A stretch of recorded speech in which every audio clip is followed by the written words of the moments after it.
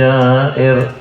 وبه قال حدثنا أحمد بن أشكاب قال حدثنا محمد بن فضيل عن عمارة بن القعقاع عن أبي زرعة عن أبي هريرة رضي الله تعالى عنه وعنهم قال قال النبي صلى الله عليه وسلم كلمتان حبيبتان إلى الرحمن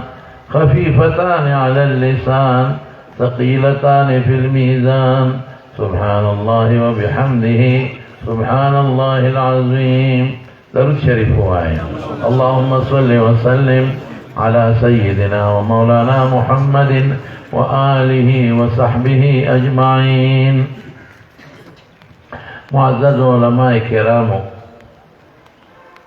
او طلباء اعزام او د دې مجلس حاضرین مسلمانانو ورونو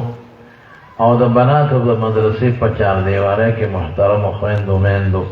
السلام علیکم ورحمت الله وبرکاته. زه مخکې راغلم سوزله دې مدرسې ته مدرسه جامعه الجویریه للبنات بریکوټ او د ډېر ګران قدر برادر محترم شیخ القرآن والحدیث حضرت مولانا صدیق احمد صاحب جی د مجلهم په خواهش باندې او د هغې په دعوت باندې د هغې دې مدرسې سره ډېره مینه ده لکه دا پروګرام ما هغې له ورکړي او د کال په اول کې هم تقریبا دا فیصله کړې نو هغې په خپل پروګرام کې بیا د یو دوه مدرسې نورې شاملې کړي یو پکې دام ده نو دا د هغه محبت مینه ده. دا ډېر محترم او معزز رور جناب حضرت مولانا سید اکبر صاحب سره حفظه الله چې هغه د دین ډېر لوی خدمت کوي او ډېر په اخلاص سره الحمدلله د مدرسې نگرانی کوي او تاسو ولیدل چې د دوره حدیث شپږ جنکې فارغې شوې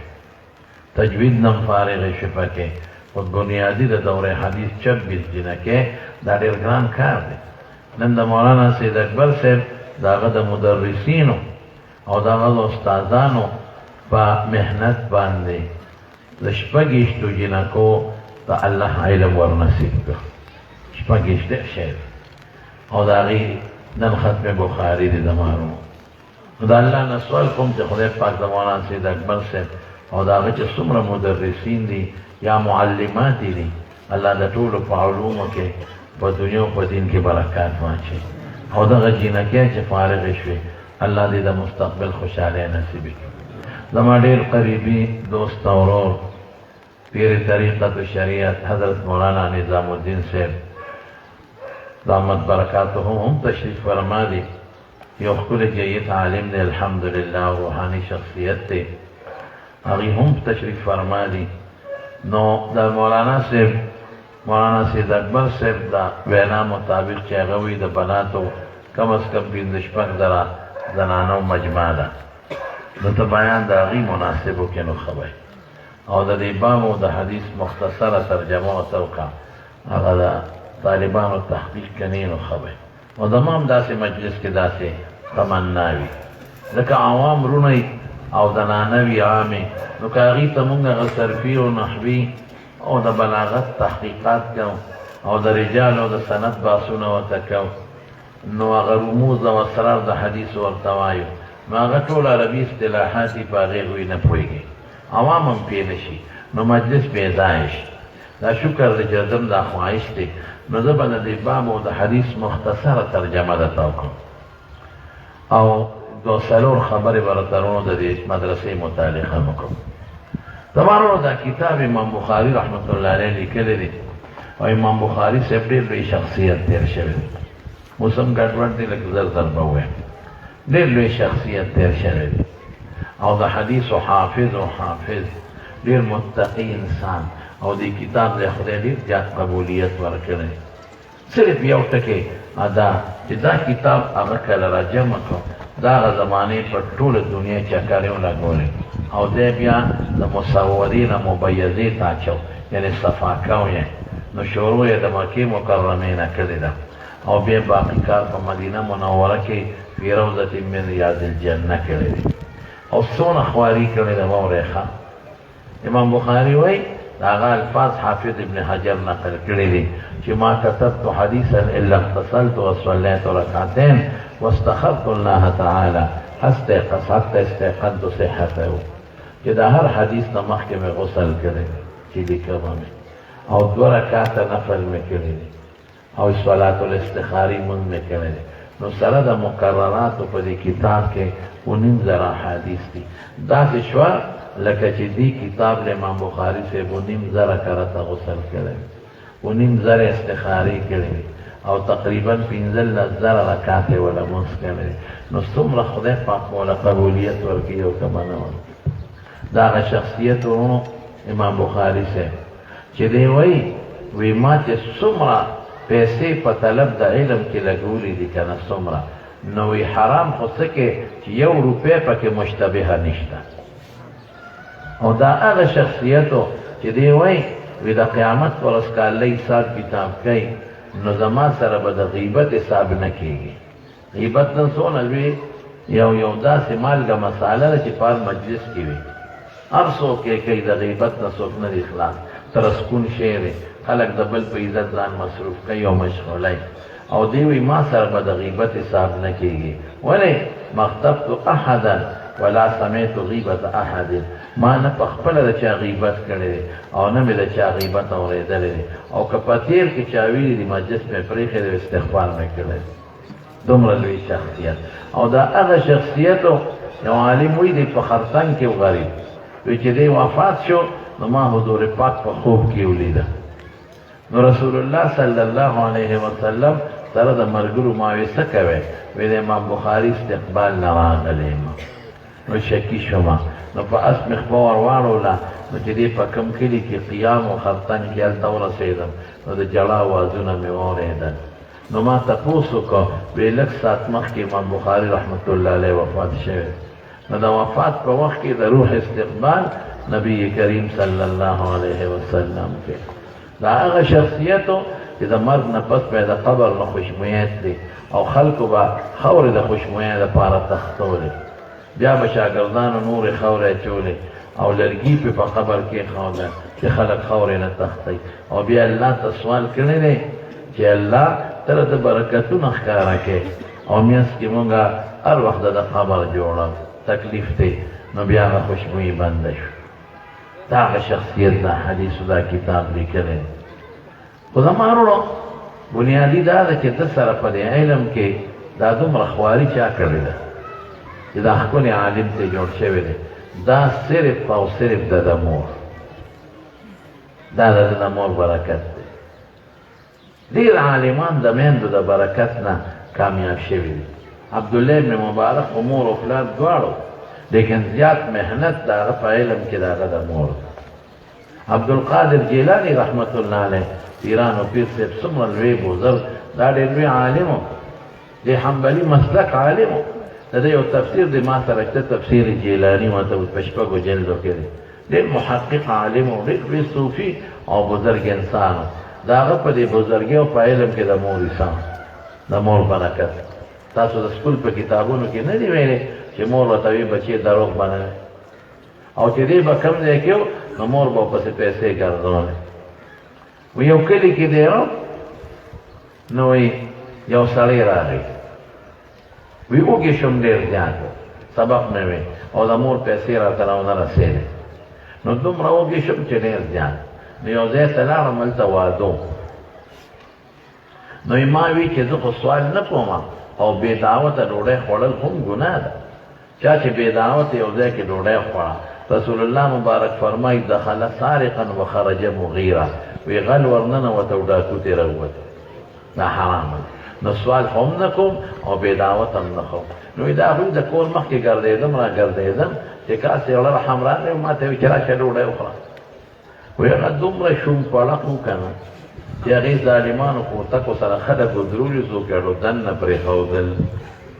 وی بس مایوسه شوم لاړم بل ځای ته، وی هلته مړې شوي خیرات و. وی مې چې یاره سوال خو نه کوم او ګناه ده، بې دعوت هم نه خورم. نو خلک خو په دعوت راغلی دی. وی د هغوی د کوڅې مخکې تاوېدم را تاوېدم، وی چې زه ور ورسېدم یو سړي وی چې څه کې ډوډۍ خو خلاصه شوې ده په مخه دی ښه. وی مایوس عالم جماعت عبدالقادر جیلانی رحمت الله علیه څومره لوی استاد وی جماعت ته رالمه او ډېر وږي وم وی خېټې مې درد کړ وی یو سړی جماعت ته راننوت روټۍ او ترکاري ورسره وه وی یو ګوټ کې کېناستم ما خو دې سوال نه کوو چې ما باندې ډوډۍ وخوره خو هغه سړی داسې ما ته چې زه ولیدم نو په بقو سترګو یې راته داسې د غوسې په حالت کتل د قصده بعضې وخت ځان ښه سړی غوسه کړي چې هسې نه دې رانهکړي ډوډۍ راته ونه وایي ما ورته نیغ نیغ کتل وایي ما ته وایي چې ډوډۍ خورې په غوسې وایي وایي زه پوه شم چې ته غوسه کړې خو زه موږی یم ډوډۍ خورې وایي ما چې اوبه خورو که نه وی بس سړی په لاس تیاره کړه وی راشه کېنه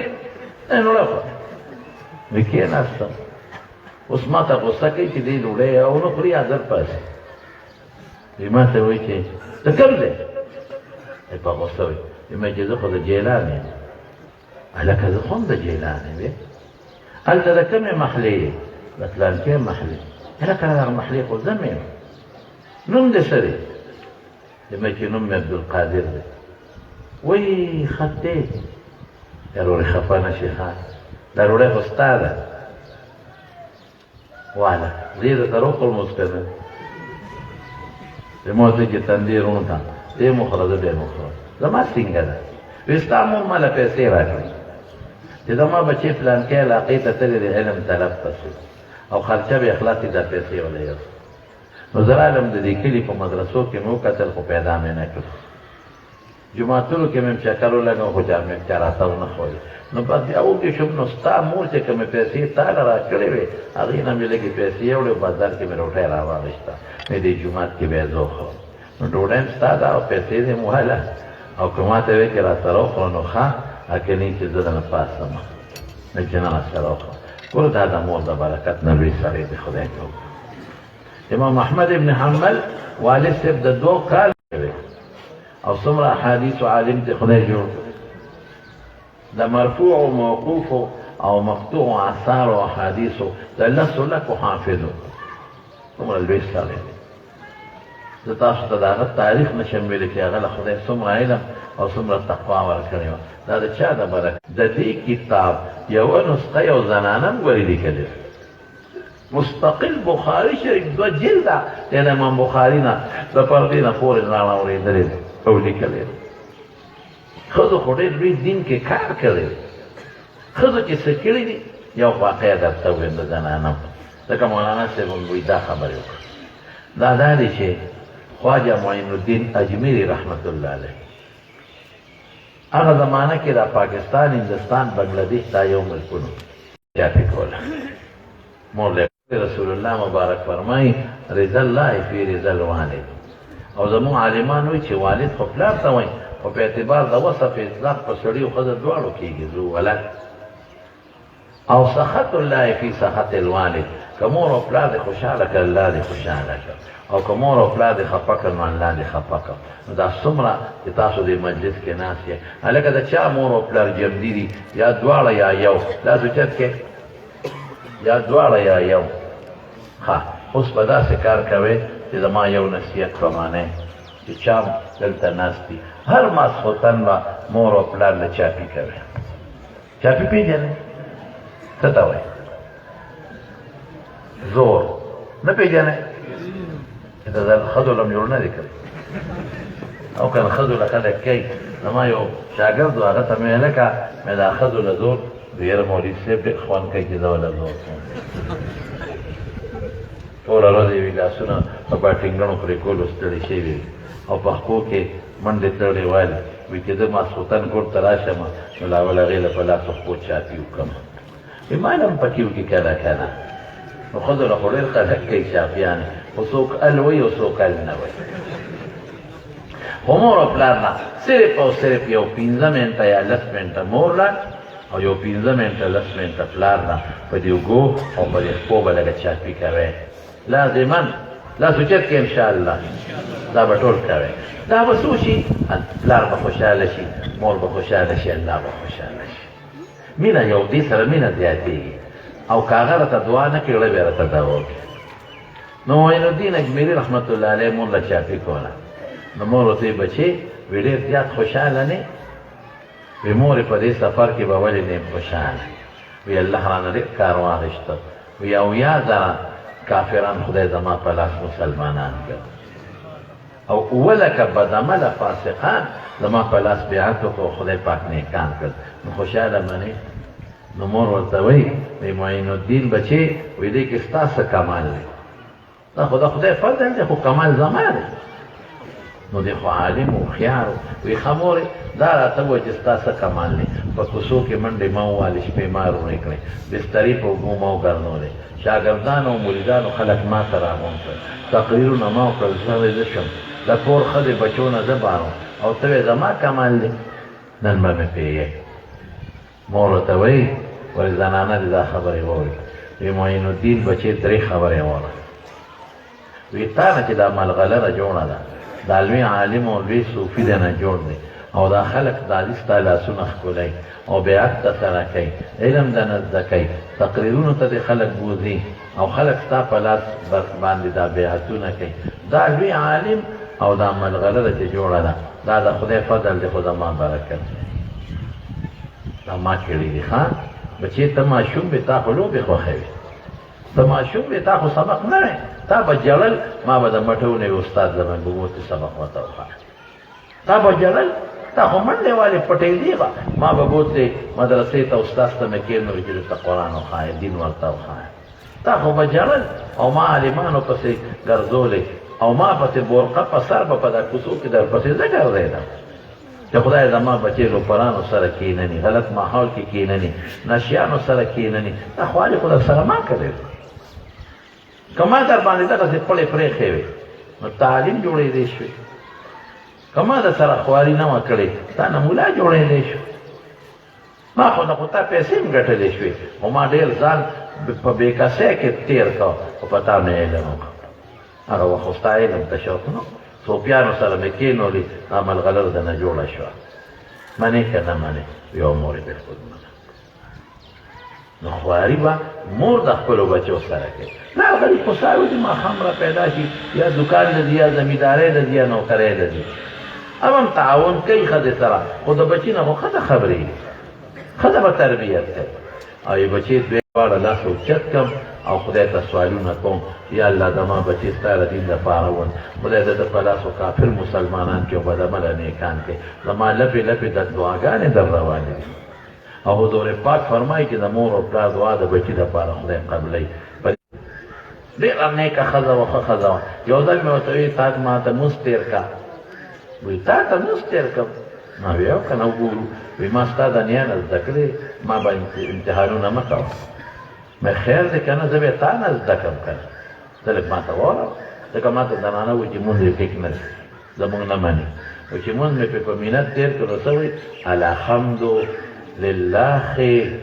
رب العالمین نه رحمانې نه رحیمې وایي خدایا دا څه وی زرها مې ورته وایي مونځ دی د کفر الفاظ دي ښه نه دي د خدای نیکبخت دی دا څه کیسه مونځ وایي ته ما ته مونځ ښې ماشوم مې لوی کړی اوس ته را پاڅېدې ما ته مونځ ښې دا نیمه ده مونځونه غریبانان رسم نه ورځي د ښځې خاوند حقوق نه پېژني دا علم پیوکې عالمانې کې چې د خاوند حقوق وپېژنې چې خاوند سره به څنګه ژوند تېرو د خواښې حق نه پېژنې چې د خواښې په ما څه حق دی او چې خواښې شي د انګور اکثر د خواښې او د انګور منځ کې جګړه شروع په ټولو کورونو کې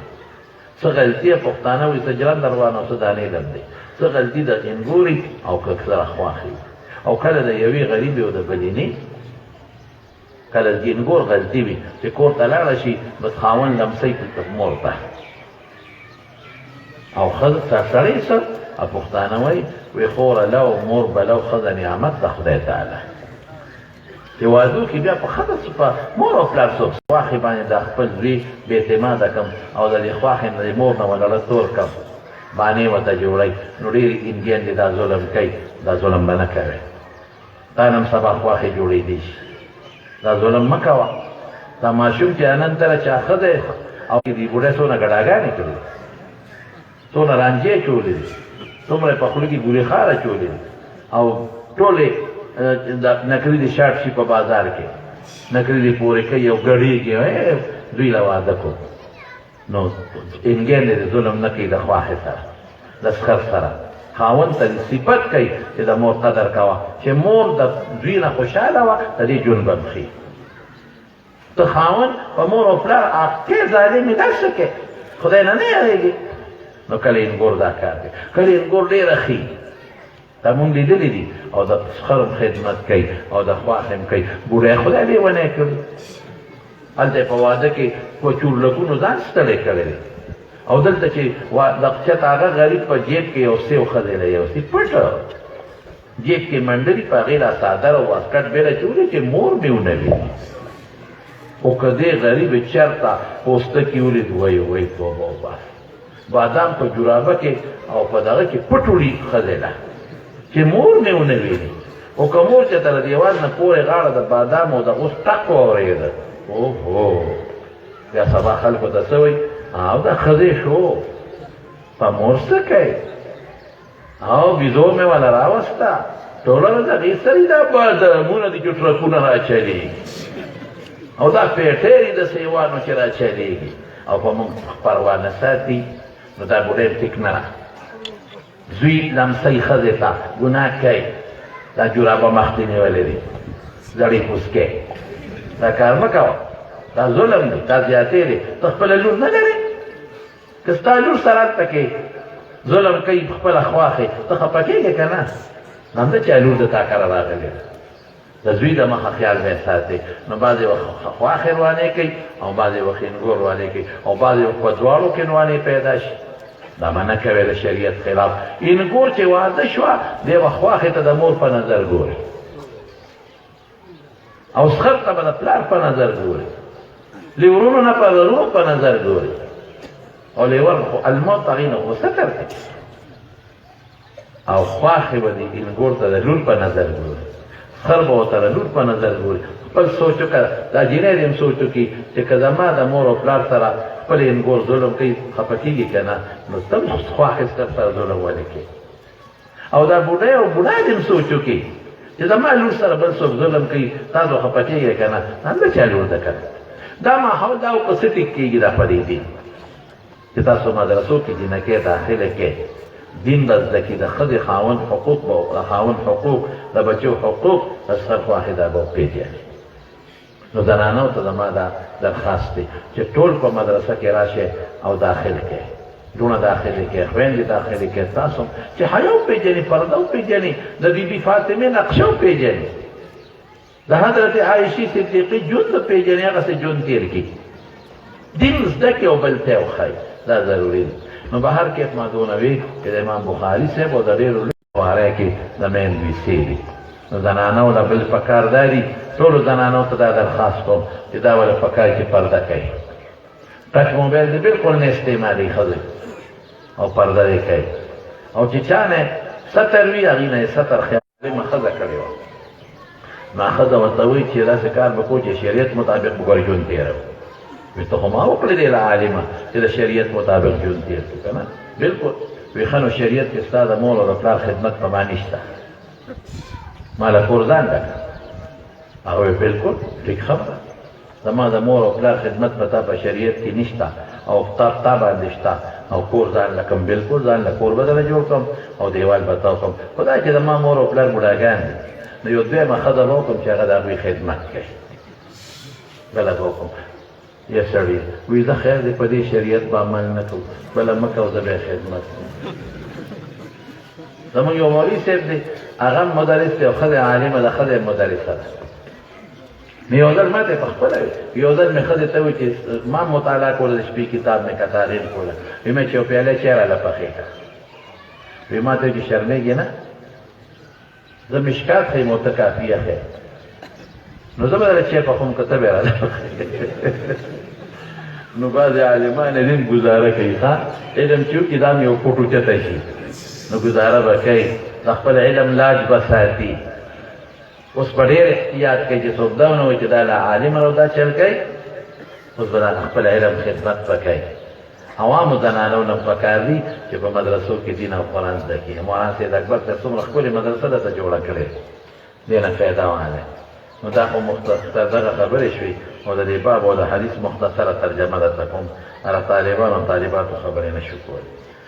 امام بخاري وایي چې ونضع الموازین القسط لیوم القیامه د قیامت پر زمون انصاف والا تلې ولګوي دې کې غرض دوه دي خو یو اوږد فتنه مختصر مې یو قول معتدله غیبه وي د قیامت پر ستله نشته چې الله په نیکۍ بدې تلې نشته ځکه نیکي بدي خو غیر مادي څیزونه دي دا خو په تله کې نه تللی کېږي امام بخاري وایي نه الله وایي چې موږ به تلېږدو انصاف پی پکې او رسول الله مبارک فرمایي دوه خبرې دي په تله کې درنې دي نو چې الله او رسول وي شته موږ به د خدای او د رسول خبره منو او که زموږ د نیکۍ او بدۍ دلته کې غیر مادي دي نو د قیامت پر ورځ به د دې شکلونه یي ماده به لري تله کې به خدای پاک واچوي او په دې تله به څه کوي اعمال د بني آدم او قولهم د دوی خبرې دا به پکې وزن کېږي ښي طرف ته نیکۍ ګس طرف ته بدۍ اما من ثقلت موازینه فهو فی عیشة راضیه که نیکۍ درنې شي خوشانه جون که ګناهونه یې درانه شو نو تباهي ده بیا وقال مجاهد دا د خپل یو طریقه ده مجاهد وایي القسطاس العدل بالرومیة دا قسط نه معنا کوي بل ځای کې راځي ودینو بالقسطاس المستقیم ذلك خیر واحسن تأویلا وقسطاس عدل ته وایي په رومۍ جمع کې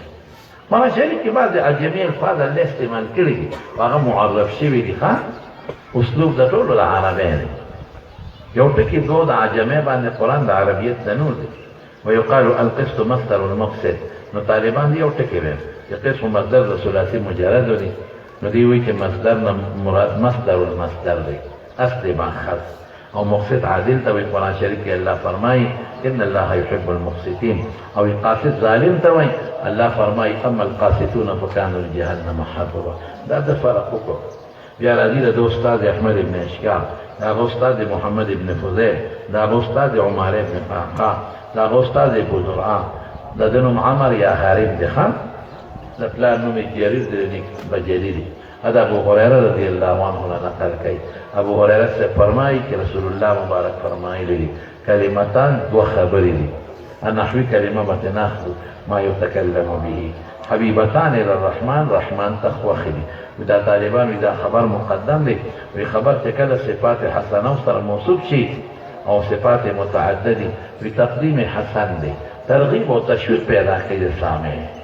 دو خبرې دي او رحمان ته محبوب دي د الله خوښ دي ولې ځکه د الله صفتونه دي د الله خپل صفت خوښ دي او په ژبه اسانې دي بالکل ویړیا دي په ژبه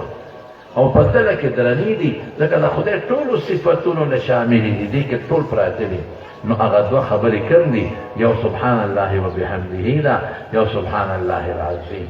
په دې کې موږ تحقیق نحوي وغیره نه کوم چې مصدر دی او کسب مصدر دی او عالمي مصدر په دې به خلاصه درته وایم الکه ټول یې وره زنانه مو وره دوه خبرې دي ډېرې نه دي څو خبرې دي دوه او الله رحمان تخوخي دي چې د الله خوخي وینم په عمل کوو غواړه کوو او بل څه بل په جبه اساني دي ستل کېږي امتحان او سلورم مرغب څه شي شو مشوقه ادا چې پتل کې درنی دي تل ډکې حدیث کې راځي تو سبحان الله نیمه تل ډکېږي فالحمدلله ټول ډکې شي دا سلور خبرې شي اته خبرې کوم دي ما ته یو ځل وای سبحان الله وبحمده سبحان الله العظیم او حاصل معنا به وي ملذینا سبحان الله الله د هر حیف نه پاک دی خدای له خوب ناراضي بیماری ناراضي ستړی ناراضي مرګ ناراضي او بچی نشتا عجت وته نشتا خذي بيتا عجت نشتا چې څومره عیبونه دي الله ته پاک دي وبحمده سمانا یا خو جمله عطف دا یا حال نزاع او پریدو څومره کل صفاتونه دي چې الله ثابت دي الله کله هم کنه دا ثابت دي خو اقرار کوم چې الله د پیرازین پر اقرار باندې بیا سبحان الله الله د هر عیب نه پاک دی العظیم د ذات او صفات او افعال په اعتبار دې لوی دی بس نو دا ابو هريره فرمایي رضی الله عنه په حدیث کې دی من قال سبحان الله وبحمده في اليوم 100 مرة محيت ذنوبه وان كانت مثل زبد البحر ويجسوب دا سبحان الله وبحمده سبحان الله العظيم دروازه سل کرته وي ویګه ګناهونه د دریاب د زګو مې خدای په تمام وګورئ واړه ګناهونه ښه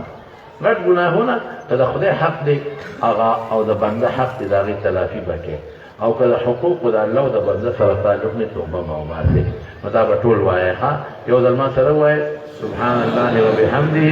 سبحان الله العظیم زنانه به م وایي او تاسو به م وایې سل کله ته به څوک کوي دا اوچت کوي انشاءالله ورسره ووایې بس د مارونو بس د خیري خبره دا مې مختصر وکړه ما داسې اورم مولانا نظام الدین صاحب هم راته وسوی او داسې نور هم اورم چې دلته کې بعضې خلک د قادیانانو مصنوعات استعمالوي خصوصا په دې باغونو کې د قادیانانو وي کاټنې ماټنې استعمالېږي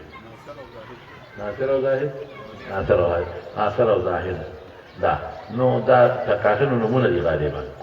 نو یاد ساتئ د قادیانانو مصنوعات استعمالول د قادیانیت سره امداد دی دلته لنډ وویل د قادیانانو مصنوعات استعمالول چا سره امداد دی قادیاني سره ګورې بل یو خبره ده ډېر خلک وایي دا خو د چین نه چې موږ سامان راوړو د چینیان کافران نه دي د جاپان نه چې موږ ګاډي راغواړو ولې کافران نه دي نو د کافر مال استعمالول او غشتل دا خو څه جرم نه دی یعنې چین نه بیا چین والا هم استعمالوي دا وایي یا روس والا هم استعمالوي بیا جاپان هم استعمالوي که اکثر خو د چین نه راځي خدای هم نه مني د مارونو دوه خبرې دي هغه دي کافر او هغوی ځان ته مسلمانان نه وایي هغوی دي غیر مسلم هغه دي کافر څه دي لکه غیر مسلم ځان ته مسلمانان نه وایي قادیاني ځان ته مسلمان وایي دې تا سره په یو مقابله کې پروت دی هغه تا نه خلک اړوي هغه د پیغمبر په جامه یو غټ داغ جوړ کړی دی او د هغې دا خدمت کوي او ځان ته مسلمانان وایي او آیینه متکافر وایي دی هغوی کې بنیادي فرق دی د هغوی سره مضبوط تعاون دی په څه کې د هغې